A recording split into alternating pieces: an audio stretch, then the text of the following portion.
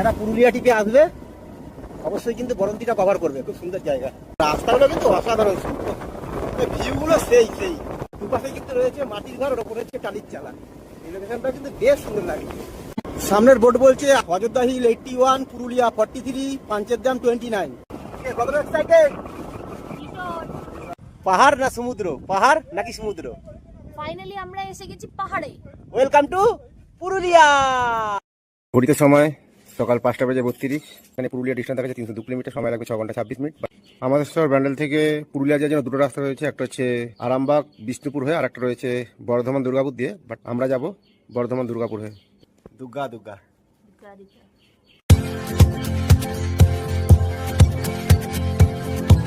বাড়ি থেকে বেরিয়ে 5 কিলোমিটার রাইড করে আমরা এসে পৌঁছলাম বড়পাড়া মোড়ে। এই যে রাস্তাটা দেখতে পাচ্ছি এটা হচ্ছে বড়পাড়া মোড়। এই রাস্তাটা এদিক থেকে এদিকে চলে যাচ্ছে কল্যাণী, আর এদিকে চলে যাচ্ছে মগরা, বলাগড়। আর আমরা আসলাম এই দিকটা থেকে। আমরা এখন বাড়ি থেকে একটা গাড়িতে 3 জন আসলাম, তাই বড়পাড়া মোড়ে আমাদের সাথে একদিনে মিট আপ হবে। টোটাল 4 জন মিলে আমরা দুটো গাড়িতে আমাদের আজকের গন্তব্য পুরুলিয়ার উদ্দেশ্যে রওনা দেবো। পিছন থেকে দেখো দুটো গাড়ির লোক এরকম আছে। বড়পাড়া মোড় থেকে আমরা বেরিয়ে পড়লাম, গন্তব্য উদ্দেশ্যে সামনে একটা গাড়ি যাচ্ছে, আর এখানে রয়েছি আমরা দুজন। কত এক্সাইটেড? চলো আজকে দারুণ এনজয় হবে। পুরুলিয়া রাই, এটা হলো ত্রিবেণী কালীতলা মোড়। এই রাস্তা সোজা চলে যাচ্ছে কাটুয়ার দিকে, আর এটা চলে যাচ্ছে মগরার দিকে। আমরা যাবো মগরার দিকে। এলো মগরা নিমতলা মোড়, আমরা এখান থেকে যাবো ডান দিকে। এই রাস্তাটা সোজা চলে যাচ্ছে মেমারি বর্ধমান, এটা হলো মগরাগঞ্জ। এই মগরাগঞ্জ থেকে আমরা যাবো বাঁ দিকে। এখানে সামনে রয়েছে বাজার, কনজেস্টেড এরিয়া। এই রাস্তাটা সোজা গিয়ে মিশবে দুর্গাপুর এক্সপ্রেসে। আমরা কিন্তু দুর্গাপুর এক্সপ্রেসে ওটাই করবো। সামনে ফ্লাইওভারটা দেখা যাচ্ছে, বড় বড় লরি যাচ্ছে, ওটাই হলো দুর্গাপুর এক্সপ্রেসে। এই রাস্তাটা ফ্লাইওভারের তলা থেকে সোজা চলে যাচ্ছে 10 ঘরা, বাদিয়ে গেলে কলকাতা, ডান দিকে বর্ধমান। আমরা যাবো বর্ধমানের দিকে, ধরবো দুর্গাপুর এক্সপ্রেসে। এই ফ্লাইওভারের তলা থেকে একটু এগিয়েই আমরা ঢুকে যাচ্ছি ডান দিকে। এখানে এলাম সার্ভিস রোড, এই রোডটা সোজা মিশছে দুর্গাপুর এক্সপ্রেসে। উঠে পড়লাম দুর্গাপুর এক্সপ্রেসে। এটা হলো জাতীয় সড়ক NH-19। সামনে বোর্ড বলছে দুর্গাপুর 102, বর্ধমান 34। সামনে রয়েছে পালসি টোল প্লাজা, টোলের কোনো ব্যাপার নেই, আমরা বাইক লেনটা ধরে নেব। এই সাইড দিয়ে জায়গা রয়েছে বাইক যাওয়ার জন্য। আমাদের ব্যান্ডেলের দিক থেকে দুর্গাপুর এক্সপ্রেসে ধরে বর্ধমানের দিকে আসার জন্য এটাই হলো প্রথম toll plaza palsy toll plaza cross করে আমরা এই একটি বর্ধমানের দিকে আমাদের আজকে প্রথম স্টপেজ হবে শক্তিগড়। ঘড়িতে সময় সকাল 7টা বেজে 45 মিনিট, আর আমরা এসে পৌঁছালাম শক্তিগড়। আমরা মিল্টনের এই বোতল করে গরম জল নিয়ে এসেছি, আর নিয়ে এসেছি টি ব্যাগ। আর এখানে কিন্তু আমাদের ব্ল্যাক টি মোটামুটি রেডি হয়ে গেছে, তাই তো? দেখা একবার, রেডি তো ব্ল্যাক টি? যেহেতু চেষ্টা করি সবসময় একটু কম বাজেটে টিপ করার, তাই এই প্রসেসগুলো অ্যাপ্লাই করতে হয়, কারণ দোকানে খেলে খরচাটা অনেকটা বেশি হয়। হচ্ছে আমাদের ব্ল্যাক টি। ভালোই তো বুদ্ধি খাটাইছো, হ্যাঁ? 4 জন মিলে এখন এখানে টি ব্রেক করছি। টি ব্রেক নিয়ে আমরা আমাদের আজকের গন্তব্য উদ্দেশ্য রওনা দেবো পুরুলিয়া। 10 মিনিটের একটা টি ব্রেক কমপ্লিট করে আমরা আমাদের আজকের গন্তব্য উদ্দেশ্যে রওনা দিচ্ছি। এখনো প্রায় 235 কিলোমিটার আমাদেরকে ট্রাভেল করতে হবে। সময় লাগবে প্রায় 5.5 ঘন্টা, একটু বেশি লাগবে, কারণ আরো যেতে যেতে এখনো বেশ 3-4 ঘন্টা দাঁড়াতে হবে। শক্তিগড় থেকে বেরিয়ে আমরা আবার দুর্গাপুর এক্সপ্রেসে ধরে নিলাম। সামনেই রয়েছে আমাদের আজকের যাত্রাপথের দ্বিতীয় টোলগেট। ব্যান্ডেলের দিক থেকে আসলে পালসিটের পরে দুর্গাপুরের দিকে যেতে দ্বিতীয় টোলগেট বাসকপা টোল প্লাজা। এখনো অনেকটা লম্বা জার্নি রয়েছে। এদিকে আমাদের মোটামুটি গাড়ির পেট্রোলের প্রায় শেষের দিকে, এবার আমাদেরকে পেট্রোল নিতে হবে। সামনে রয়েছে ইন্ডিয়ান অয়েলের পেট্রোল পাম্প, একটু পেট্রোল ভরে নিয়ে তারপর আমরা আমাদের আবার গন্তব্যের উদ্দেশ্যে রওনা দেবো। তো সামনের আকাশটা অনেকটা মেঘলা ওয়েদার, এরকম একটা ওয়েদারে জার্নি করছি, বেশ গরমটা কম আছে, অসাধারণ একটা সুন্দর এক্সপিরিয়েন্স। ঘড়িতে সময় হয়ে গেছে 10:45, আর আমরা এখন এন্টার করলাম রানীগঞ্জ। NH-19 এর রাস্তা সোজা চলে যাচ্ছে আসানসোল, বাট আমরা রানীগঞ্জ থেকে বাঁ দিকে ঢুকে যাবো। এই ওপর দিয়ে চলে গেল NH-19 সোজা আসানসোলের দিকে। শহীদ ভগৎ সিং একটা মূর্তি করা হয়েছে, এখান থেকে আমরা ঢুকে যাচ্ছি বাঁ দিকে। এই রাস্তাটা দিয়ে কিন্তু খড়গপুরও যাওয়া যাবে সোজা। আমরা এখন যাচ্ছি মেজিয়া ব্রিজের ওপর দিয়ে, সেই বিখ্যাত নদী দামোদর, যার বালি খুব নাম করা দামোদরের বালি। আর এই পাশ থেকে চলে গেছে ট্রেন লাইন, সেটা হচ্ছে মেজিয়া ব্রিজ। দামোদর নদী পার করে কিছুটা এগিয়ে আমরা দাঁড়িয়েছিলাম সকালে ব্রেকফাস্টের জন্য। এখন ঘড়িতে সময় আছে সকাল 11:30। এখনও আমাদের ডেস্টিনেশনে পৌঁছাতে যেতে হবে 129 কিলোমিটার। সকালের ব্রেকফাস্ট কমপ্লিট করে আমরা আবার বেরিয়ে পড়লাম। এখানে বোর্ড বলছে বাঁকুড়া, কাঞ্চনপুর, গঞ্জাগটি, দুর্গাপুর সোজা।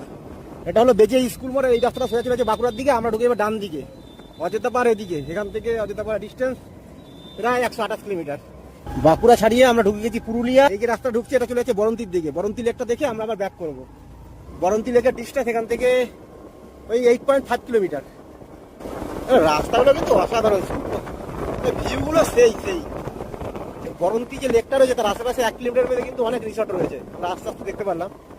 বরন্তি লেকে যত কাছাকাছি যাচ্ছে তার অসাধারণ সৌন্দর্য। আর এইখানটায় দেখো এই চেনাটা কিন্তু ভিউটা অসাধারণ। দুপাশে কিন্তু রয়েছে মাটির ঘর, ওর ওপরে হচ্ছে টালির চালা। এই লোকেশনটা কিন্তু বেশ সুন্দর লাগে। গ্রামের রাস্তার মধ্যে দিয়ে যাচ্ছি, পাশে মাটির বাড়ি, ওপরে টালির চালা। অনেক হোমস্টে এবং রিসর্ট কিন্তু আন্ডার কনস্ট্রাকশন দেখতে পাচ্ছি। বরন্তি আস্তে আস্তে প্রচুর পলাশ গাছ। আর যদি বসন্তের সময় আসা যায় মানে সেই ভিউ পাওয়া যাবে। বরন্তির খুব কাছাকাছি এসে গেছি।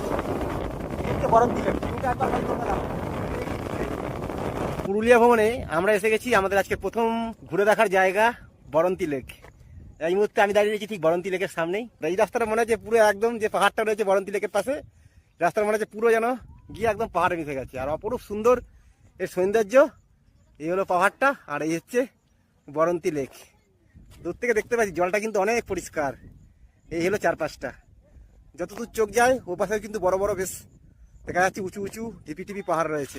আমরা কিন্তু এই দিকটা থেকে আসলাম। পাহাড় এই রাস্তাটা কিন্তু অসাধারণ সুন্দর, মানে ওই দূর থেকে যদি দেখা যায় একদম ওই মাথা থেকে যদি দেখা যায় একটা অসাধারণ ভিউ বরন্তি লেকের। এখানে লেকের নিচে নেমে পড়েছি, জল স্পর্শ করবো।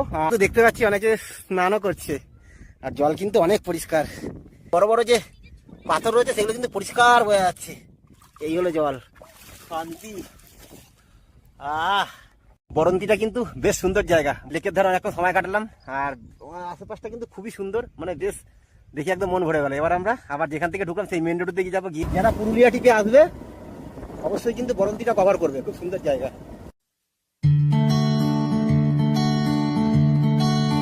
সামনের বোর্ড বলছে আসানসোল 47, অযোধ্যা হিল 81, পুরুলিয়া 43, পাঞ্চেরদাম 29। আমরা যাবো অযোধ্যা হিলের দিকে, বাঁদিকে টার্ন নিতে হবে সামনে থেকে। রঘুনাথপুরে এসে আমরা লাঞ্চ ব্রেকের জন্য দাঁড়িয়েছিলাম, কারণ পেটে পুরো দরমা ছিল। দুপুরের লাঞ্চ কমপ্লিট করে আমরা রওনা দিচ্ছি আমাদের আজকে পরবর্তী গন্তব্য জয়চণ্ডী পাহাড়। এই রঘুনাথপুর এই মোড়টা থেকে জয়চণ্ডী পাহাড় ডিস্টেন্স মোটামুটি 4 থেকে 5 কিলোমিটার মতো। সামনে বোর্ড বলছে Purulia town 43 kilometre, Adra 6 kilometre, Joychandi পাহাড় 4 কিলোমিটার বাঁদিকে। আমরা যাবো বাঁদিকে, আর এই রাস্তা সোজা চলে যাচ্ছে পুরুলিয়া টাউন। এই যে পাহাড়টা দেখা যাচ্ছে ওটাই জয়চণ্ডী পাহাড়। দেখি যাই।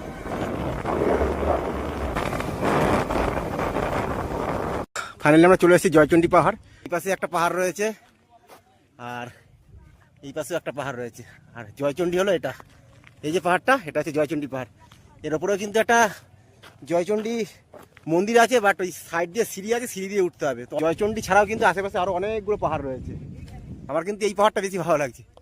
দূর থেকে যখন ভিউগুলো দেখা যাচ্ছে পাহাড়ে তখন কিন্তু বেশি সুন্দর লাগছে, কারণ কথাতে আছে যে গন্তব্যের থেকে যাত্রাপথ অনেক বেশি সুন্দর। কারণ আজকের মতো মোটামুটি আমাদের ঘোরাঘুরি কমপ্লিট। তো যেখানে আমাদের হোটেল বুকিং রয়েছে জয়চণ্ডী থেকে মোটামুটি প্রায় 80 কিলোমিটার ডিস্টেন্স আছে। তো আমাদের এখান থেকে যেতে সময় লাগবে 2 ঘন্টার মতো। তার বেশি টাইম নষ্ট করবো না, সোজা এখন আমরা রওনা দেবো আমাদের হোটেলের উদ্দেশ্যে। রাস্তাগুলো কিন্তু সেই, মানে এই রাস্তাটা এখন মোটামুটি টান যাচ্ছি। রাস্তাটা কিন্তু অসাধারণ, মানে এত সুন্দর রাস্তা, প্লেন স্মুথ রাস্তা, দারুণ সুন্দর একটা জার্নি করছি। ঘড়িতে সময় হয়ে গেছে 5টা, বাট হোটেলের দিকে যেতে যেতে একটু ঝিমানি পাচ্ছে। তাকে আপনার একটু কফি ব্রেক নিয়ে নিই। এর মধ্যে দিয়েছি আমরা সুগার দিয়েছি, কফি দিয়েছি, এমনকি দুধও দিয়েছি। আর এই যে গরম জল ঢালা হচ্ছে। ব্যাস এইরকম প্রসেস যদি অ্যাপ্লাই করা হয় একদম কম বাজেটে টিপ করা যাবে। কফি রেডি হচ্ছে। বাইরে বেরালে মোটামুটি 1 কাপ চায়ের দাম মোটামুটি 20 টাকা। আর লাল চা তো সেটা পাওয়া যায় না। সকালবেলায় কিন্তু আমরা এই জল দিয়েই লাল চা খেয়েছি, আর এখন আবার এই গরম জল দিয়েই আমাদের জন্য হচ্ছে কফি। এই যে কফি বানাচ্ছে ম্যাডাম। কেমন হচ্ছে? কেমন লাগছে? একদম গরম গরম কফি রেডি হয়ে গেছে, চলো চুমুক দিয়ে দিই। মোটামুটি ঝিমানি পাচ্ছে, কফিটা খেলে ঝিমানিটা কাটবে। মোটামুটি এখনও হোটেলের ডিস্টেন্স প্রায় 60 কিলোমিটার মতো ট্রাভেল করতে হবে। চোখে ঘুম লেগে গেলেও অসুবিধা আছে, কারণ যেহেতু বাইক টিপ বেশি রিস্ক নিয়ে লাভ নেই। কফি ব্রেক নিয়ে একটুখানি মাইন্ডটাকে রিফ্রেশ করে নিই। আমাদের কফি ব্রেক হয়ে গেল, আমরা আবার আমাদের গন্তব্যের উদ্দেশ্যে রওনা দিলাম। আমাদের হোটেলের ডিস্টেন্স এখনও মোটামুটি প্রায় 60 কিলোমিটার, 1.5 ঘন্টার মতো সময় লাগবে।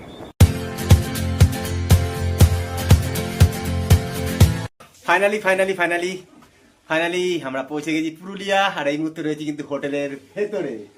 এটাই হচ্ছে আমাদের রুম। তো এই হোটেলে আমরা এখন 2 দিন, আজকে তো আছি, আগামীকালও কিন্তু আমরা এই হোটেলেই থাকবো এবং এখান থেকেই কিন্তু পুরুলিয়াটাকে আমরা ঘুরে দেখবো। আর আজকে যেহেতু আমরা অনেকটা জার্নি করে এসেছি, সেই 5:30টার সময় বেরিয়েছিলাম, আর এখানে পৌঁছতে কিন্তু অনেকটা রাত্রি হয়ে গেছে এবং আমরা কিন্তু অনেক সস্তাতেই হোটেল নিয়েছি, কারণ আমাদের সত্যি কথা বলতে গেলে আমাদের একটা কম বাজেটের টিপ, তাই আমরা এই হোটেলটাই বুক করেছি। তো যারা কম বাজেটের টিপ করতে যাও, আমি তোমাদের সাথে এই হোটেলটা শেয়ার করে দেবো। হোটেলের সম্পূর্ণ ডিটেলস ভিডিও তো থাকবে। ব্যান্ডেল থেকে বাই রোডে পুরুলিয়া আসতে যে সাইট সিনগুলো করেছি সেগুলো এই ভিডিওতে শেয়ার করেছি, এবং আগামীকাল সারাটা দিন আমরা পুরুলিয়াটাকে ঘুরে দেখবো এবং কোথায় কোথায় ঘুরবো সেইটা থাকবে পরের পার্টি। তো আজকে আর বেশি বকবক করবো না। যেখানে আমরা আছি সেখানে কিন্তু রেস্টুরেন্টে খাবারের কোনো ব্যবস্থা নেই, অর্থাৎ এখানে কিন্তু কোনো খাবার পাওয়া যায় না, খাবার বাইরেই খেতে হবে। তাই অনেকটা রাত্রি হয়ে গেছে, এখন আমরা যাবো বাইরে রেস্টুরেন্টে ডিনার করতে।